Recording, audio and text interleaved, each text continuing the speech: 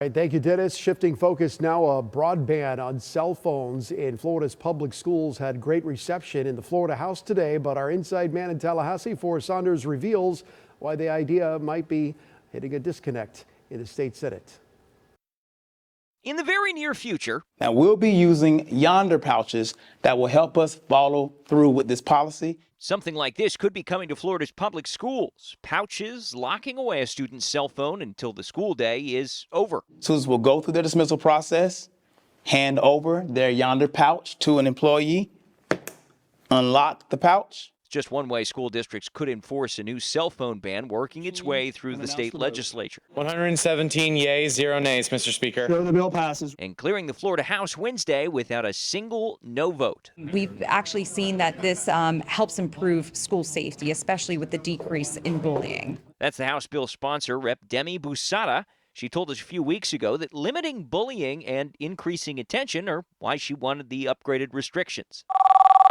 Florida schools already limit phones during classroom instruction unless a teacher allows them. This bill goes further, preventing use from starting bell to ending bell, something supporters say will help kids dial in by disconnecting. When we talk about mental health, when we talk about public safety, all these things, they all should be considered. But at the end of the day, does a kid really need their phone in their hand? Do they really need access to their phone at any given time? I would argue no. There are concerns about a blanket ban harming those who might need their phones, either for emergencies or medical reasons. It's why the latest version was amended. All those in favor of the amendment say yay. Yay. To not only allow for exemption of certain students with special needs, but phone zones where kids can use their devices with permission.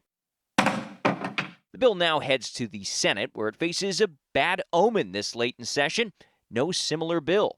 That often means the idea is dead on arrival, but Senate staff told us Wednesday it might pop up in a committee. It just depends. Some House members holding out hope. There's still time on the clock. It's possible for the Senate to come back with a committee bill. I know that amendments are starting to fly very fast and very furiously, so we'll have to see what happens. And I also know that it's good to get policy in the best posture possible, because maybe it might take another session or two to really get it where it needs to be and passed into law.